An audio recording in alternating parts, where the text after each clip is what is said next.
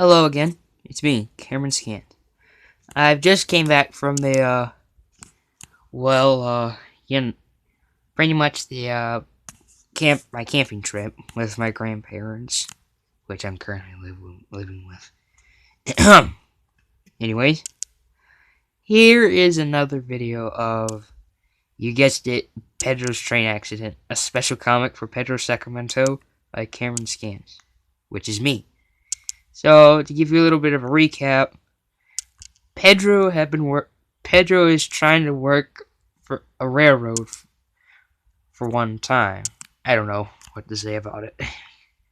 And I happened to be resting at the station here, and whenever he came screeching into the station, I was very surprised to see him. And so I shrunk down and wanted to have a little chat with him. And now here is more of it. This is where the last video stopped because I hadn't finished it. I hadn't filled in these other blank boxes. Now here's the rest. Now here are the other scenes. Okay. So in this one, Pedro, if you're watching this, I hope you love it. And please try and give me your comment on my last video for this comic, because I'm really desperate to see it. I really want to see what you actually think about the first video of the comic so far.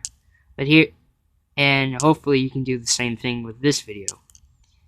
Anyways, so here we have, anyways, like in this scene,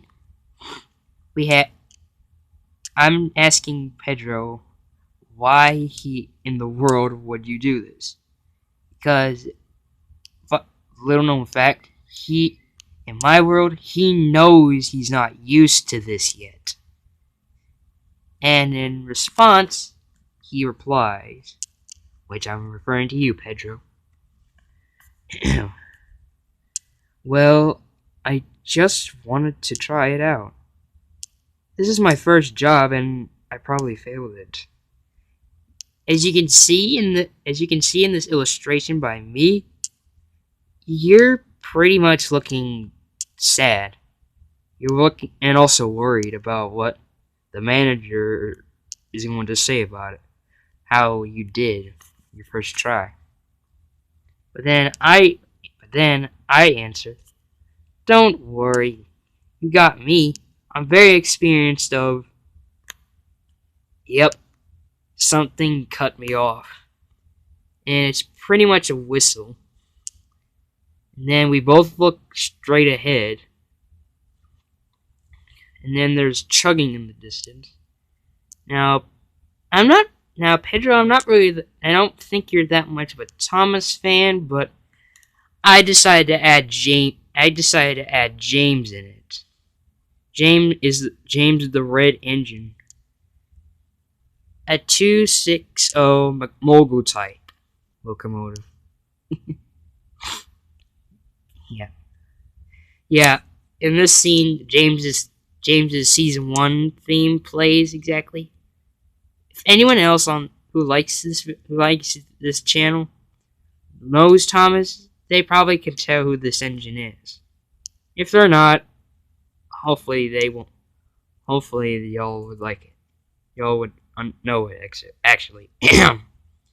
Then I say, "Oh brother, here comes." Then James finishes saying his own name, James. I kind of do my own voice acting a little bit. And here he is, stopped right there. And if you can look right here, right where at the top part of his dome over here, I added a little sparkle since he likes keeping his paint shiny. Yep. And it's always been like that ever since. And that's pretty much it for the first page. Sorry, I couldn't speak. the first page of the special comment for you, Pedro. Hope you like it. And if you're new to this channel, anyone else who hadn't subscribed to my channel yet, sorry if I can't speak exactly. I recommend you subscribe, like, and comment what I should do next. And this video isn't over, actually, because I have another comment for you, Pedro, and it's a little bit and it's literally a little bit of my kind of secret, or if you want to call it that. And I hope you remember that story that I've been commenting on your uploads on YouTube. Well, this is pretty much it. This is pretty much...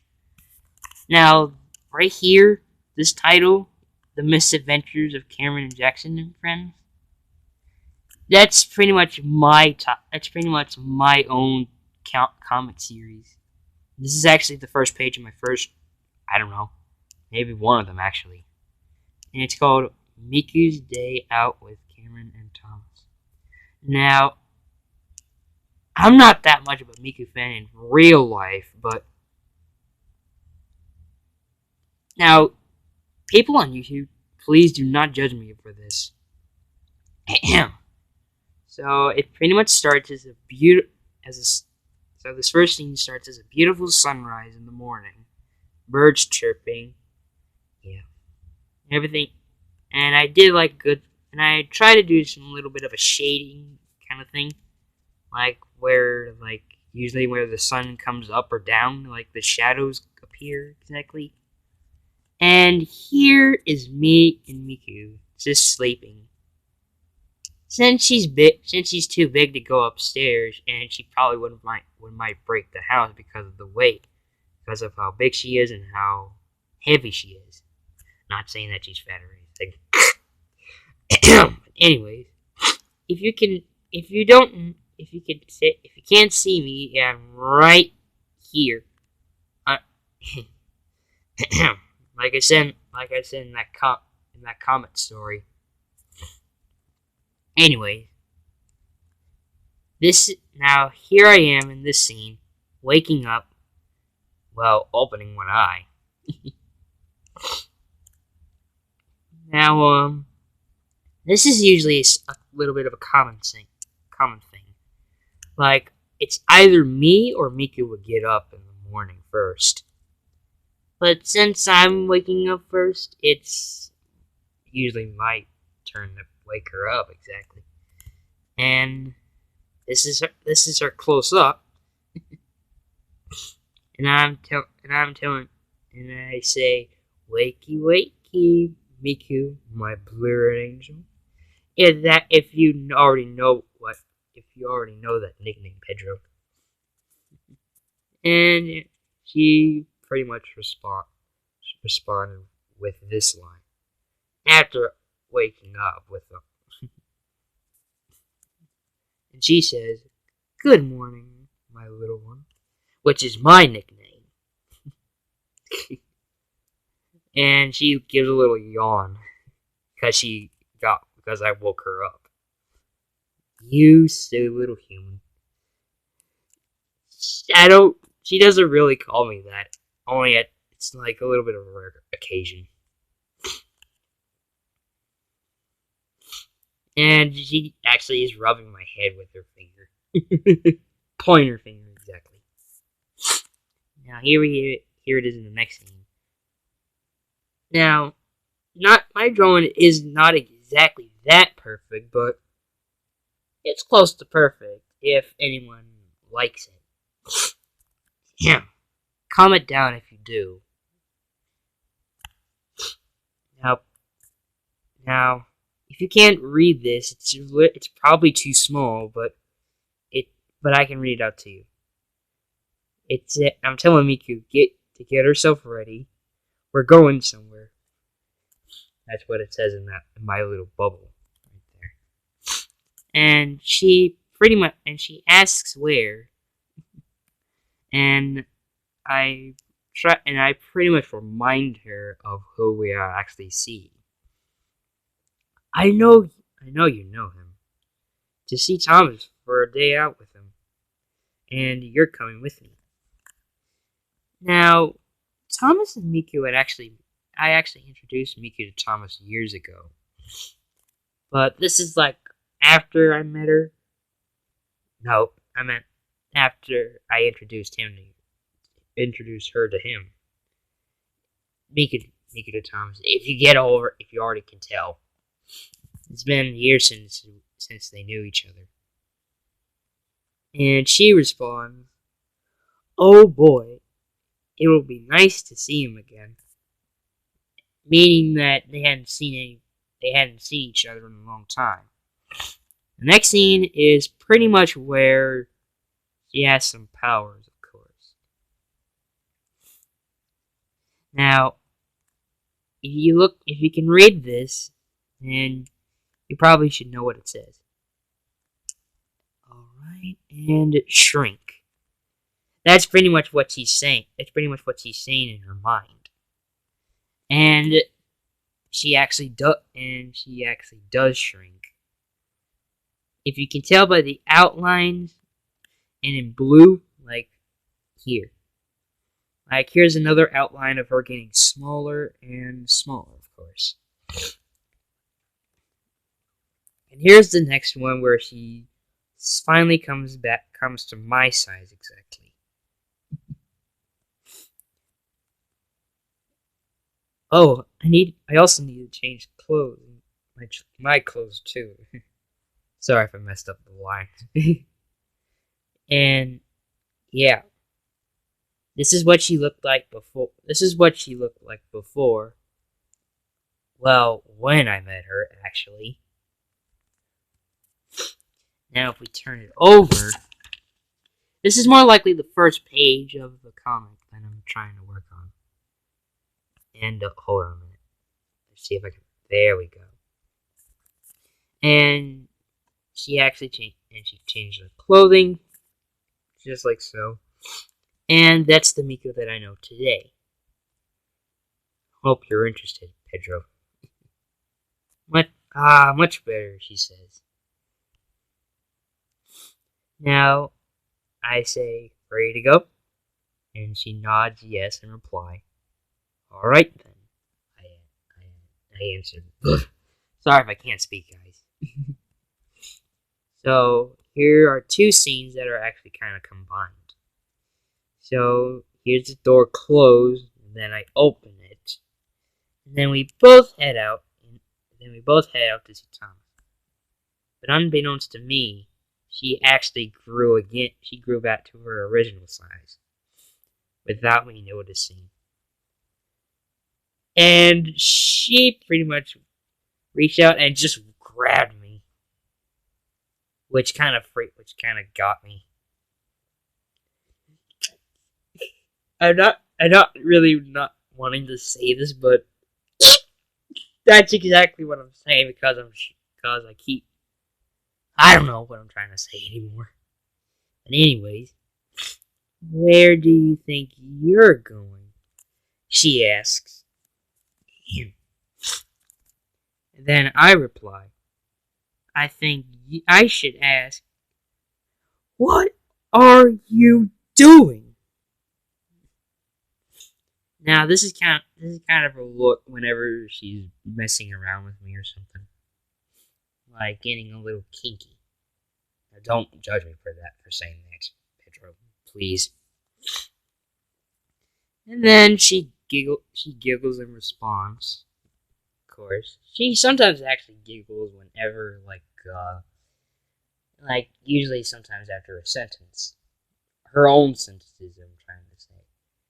Then the next thing, she actually puts me right here, pretty much where her neckline is.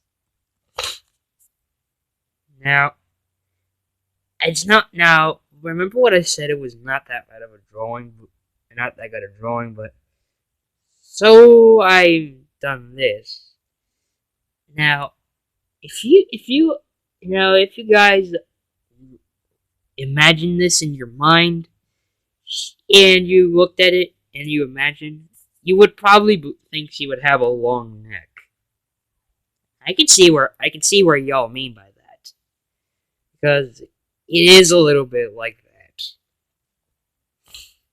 But that's my own drawing, so don't think too much into it. And and if you can't tell, stupid light. I'm having this like confused look, of course.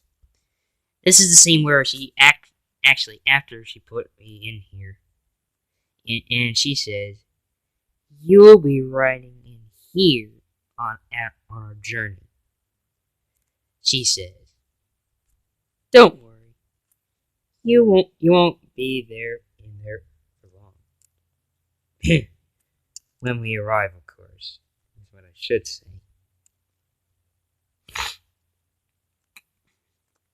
And she's actually right about that. And I think I can show you one last picture. Now, please don't get upset with me for being a cop, because this is a little bit similar. But check it out. Pedro, I hope you like this. And don't you guys say I'm an art thief, please. This is actually from an anime called Seven Deadly Sins. If you're an anime fan, you probably would know this. You would probably already know this character, Deanne, the Serpent of Envy, I believe. Comment down if I'm right about that. And the title of this picture is called My Giant Stalker, of course. Which is pretty much by me. There won't be actually a comic about this, but I wanted to draw this since I'm usually into this kind of stuff. Guys, do not judge me. And I hope you like this, Pedro, because I think that, anyways, actually, I actually did a little bit of a good job with her. Not that bad from the original image. Well, more likely a snapshot of like a freeze frame or something. I don't know. It's one of her facial expressions. I can't really tell which one. And there's me. The musical notes right here. These two musical notes and this right here.